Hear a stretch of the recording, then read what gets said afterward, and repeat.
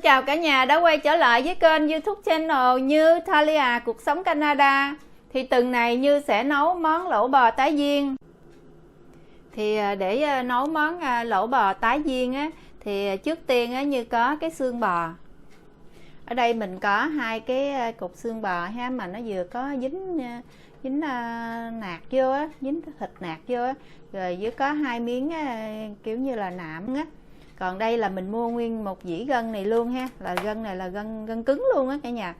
Rồi đây là một dĩ bò bắp. Còn ở đây trên này á, là một cái miếng thịt bò tươi ha, miếng thịt bò tươi để mình xắt ra mỏng mỏng để nữa mình ăn tái đó, mình nhúng vô. Và mình có bò viên mà viên nhỏ ha. Còn bên đây á, thì mình có một củ củi hành tây ha, rồi củ hành tím, nửa củ cải trắng ha, rồi một phanh phây môn lớn ha, rồi mình có gừng, ớt, tiêu, tỏi, hành, sả, hoa hồi, gia bì, táo tàu, rồi đây là hạt rau kỷ ha. Rồi này thì mình đem nướng gan lên, mình với hành với gừng mình cũng nướng gan lên ha. Rồi mình ăn cùng với mì đây, mình mua loại mì này. Còn rau ăn cùng thì mình có rau muống ha, rồi rau mồng tơi, rồi cải xanh. Vậy bây giờ mình làm thôi. Trước tiên thì mình sẽ rửa gân bò, bắp bò với xương bò, mình rửa qua nước muối rồi mình luộc sơ qua, rồi mình bỏ cái nước đó đi, mình nấu nồi nước mới ha.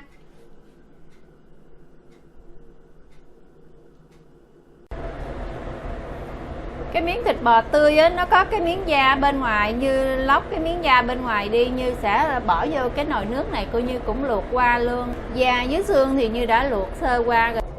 Thì cái miếng thịt bò tươi này á, mình cắt ra như vậy rồi mình sẽ để lên tủ đông cho nó cứng lại. Thì khi 30 phút sau mình lấy ra mình cắt á, thì mình cắt mỏng rất là dễ, thì mình ăn nó rất là ngon. Thì cái nồi nước mới của mình nó lên tim sôi rồi ha, thì mình sẽ cho gân bò vào với xương bò. Mình đã luộc trần qua rồi thì nó cũng sạch hơn ha. Và mình có mua thêm một ít cái da thêm nữa đó. Bên trong thì Như cũng nướng hành rừng. Mình cho gừng vào luôn.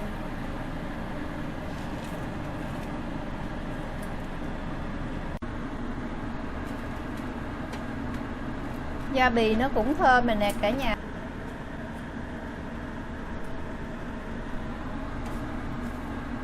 Hoa hồi cũng vậy. Đó, mình vớt bọt xong rồi. Bây giờ Như dặn lửa nhỏ lại ha, rồi Như đậy nắp lại, Như nấu lửa liu riu thôi. Thì trong khi chờ đợi cái nồi gân bò của mình hầm để cho nó mềm á, thì Như sẽ cắt cái bò bắp ra ha. Như ướp cái bò bắp muối đường bột ngọt hạt nêm trong đó. Như sẽ chẻ đôi ra rồi chẻ lại làm 4, rồi Như sẽ cắt cho miếng nó vừa ăn như vậy nè ha. Đó. Rồi Như sẽ ướp trong này á, là 2 muỗng canh dầu, rồi 2 muỗng cà phê đường, 1 muỗng cà phê muối, nửa muỗng cà phê hạt nêm và nửa muỗng cà phê tiêu. Đó, Như trộn đều lên như để cho nó thấm. Mình cắt củ cải trắng để mình để vô cái nồi nước hầm gân bò của mình luôn ha cả nhà. Rồi phơi cao này mình cũng cắt ra miếng vừa ăn rồi để mình đem đi chiên. Rồi lúc nào gần ăn thì mình mới để vô. Bây giờ mình chiên phai luôn. Chiên phai xong rồi thì Như cái chảo này Như sẽ xào cái thịt bò bắp luôn ha. Thì Như nấu cái nồi nước súp gân bò đó, thì lửa nhỏ nhỏ gì sôi vừa thôi thì nó rất là trong ha. Thì bây giờ mình sửa soạn, mình xào cái bò bắp đó, mình để vô nữa, thì Như sẽ sang qua cái nồi lớn hơn ha. Tỏi xả nó vàng rồi Như sẽ múc ra một ít ha. Như sẽ múc ra một ít, Như để vô cái chén nhỏ này, để chừng nữa là Như trộn, Như làm cái chén chao chấm á. Rồi bây giờ Như sẽ cho cái bò bắp vào đây Như xào luôn.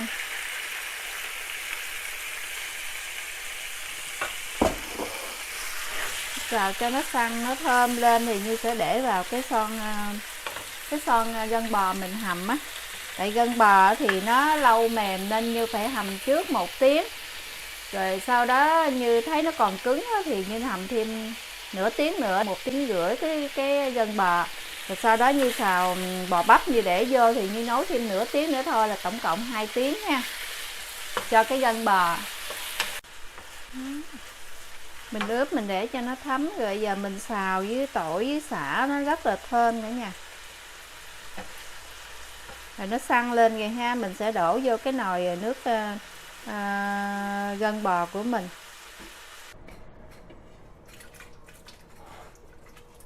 Thơm, rất là thơm. Đó, nó đang sôi vậy, giờ mình cho để củ cải trắng vô luôn ha cả nhà, với một trái ớt ha. Đó, bây giờ Như đậy lại, Như nấu thêm nửa tiếng nữa ha. Thì Như tranh thủ Như đi rửa rau, cắt rau ha. Rau mình chuẩn bị xong rồi, hành mình cũng cắt xong rồi ha. Bây giờ mình sẽ cho cái táo tàu và kỹ tử vô cái nồi nước hầm gân bò của mình ha.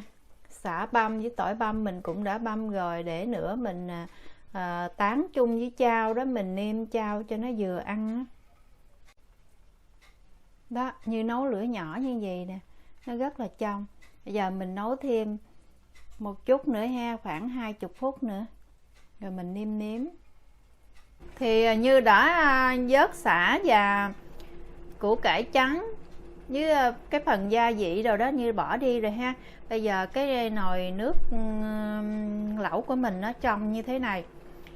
Như nêm vào đây á, là 5 muỗng cà phê đường, 2 muỗng cà phê muối, 2 muỗng cà phê đường phèn để cho nó ngọt thanh á, 1 muỗng cà phê hạt nêm, giá nửa giá canh nước mắm ha. Cái giá này nè, mình nêm nửa giá canh nước mắm. Thì mình nêm nếm thì nhà mình thì nó vừa ăn rồi đó, còn khẩu vị của mỗi từng nhà thì khác nhau, mình tăng giảm ha, cho vừa. Cái gân nó mềm ngon lắm cả nhà. Như vớt Như để qua tơ rồi Như sẽ cắt ra. Chấm Như có cái loại chao này là chao hiệu Hiệp Lại ha. Chao này thì Như nếm thử thì nó cũng béo béo mặn mặn. Thì Như sẽ cho 2 muỗng cà phê nước ấm vào đây. Như sẽ cho 2 muỗng rưỡi cà phê đường với một tí xíu hạt nêm ha. Như sẽ quậy đều lên rồi Như sẽ cho chao vô. Như múc 3 muỗng chao ha, rồi cộng với 3 cái muỗng nước chao cũng là cái muỗng này ha, rồi Như sẽ quậy đều lên. Chén chao của mình đã đánh ra xong rồi ha. Mình có cho 1 muỗng cà phê tỏi xả phi vào đây ha. Mình nếm thử thì nó rất là ngon, nó vừa đậm rồi ha, vừa ngon ha. Rồi mình cho ớt vào nữa ha, nếu ai ăn được ớt ha. Thì giờ Như đã chuẩn bị xong rồi, thịt bò Như cũng thấy sắc mỏng rồi ha. Mì thì Như đã trụng nước sôi qua rồi, còn bò viên thì Như cũng đã trụng trong này. Giờ được rồi, Như tắt bếp và để mà vớt ra để vô cái nồi lẩu của mình ha. Gân bò với bắp bò thì Như cũng để cho ra dĩa rồi nè. Đó, thì bây giờ Như sẽ múc cái nồi nước lẩu này, Như múc qua cái nồi nhỏ từ 2 lít đây ha, thì cho 4 người ăn. Còn 4 lít nước, cả cái nồi này là phần cho 8 người ăn ha. Cái cục gân, cục xương mà có gân, có nạc rồi ngon lắm cả nhà. Nước lẩu rất là trong ha cả nhà. Do mình có nấu 2 cục xương bò đó, nó ra cái mỡ bò nhiều lắm, màu vàng nhiều lắm. Nhưng mà mình vớt bỏ bớt đi rồi. Và bị ăn mỡ bò nhiều thì nó không có tốt cho sức khỏe đâu ha. Giờ thì mình sẽ cho phai vô ha, với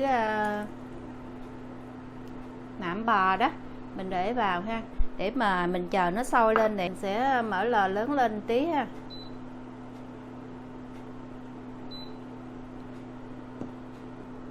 Rất là thơm, rất là bắt mắt ha cả nhà.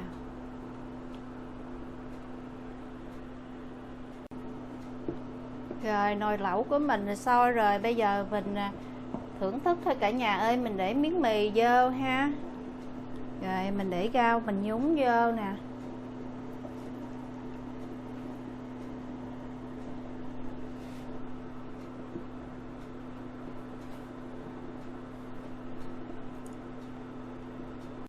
Thì mình ăn cái này mình có một cái giá nó có cái lỗ và một cái giá không có cái lỗ ha, rồi mình có 2 đôi đũa riêng ha cả nhà. Thì mình sẽ làm chan từng tô vô như vậy ha, cho cả nhà ăn. Đó, bây giờ mình gấp vô thêm nữa ha.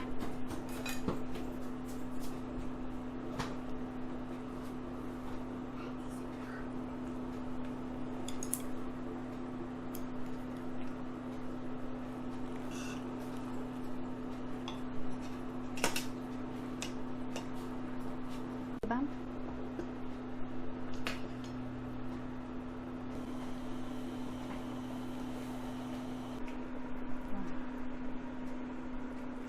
Thì nó tái nó thiệt là ngon luôn cả nhà ơi ha. Rồi mình múc một miếng khoai và cái bắp bò, nhìn thấy hấp dẫn lắm cả nhà ơi. Rồi giờ mình sẽ ăn thử, mình mời cả nhà ha. Ngon lắm cả nhà ơi. Cái thịt bên trong vừa chín tới đây ha, ăn nó còn giòn, rất là ngon. Mình thử miếng nước cái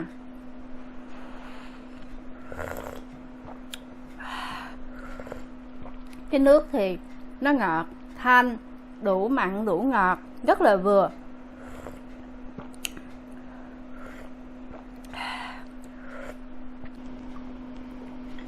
Vừa ăn nó còn có gân.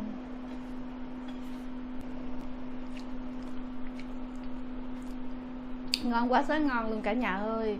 Nó hồng như vậy nè, mà nó rất là mềm ha, mềm mà còn giòn, tại vì bên trong nó có gân á, nó rất là ngon, nó sực rất là ngon.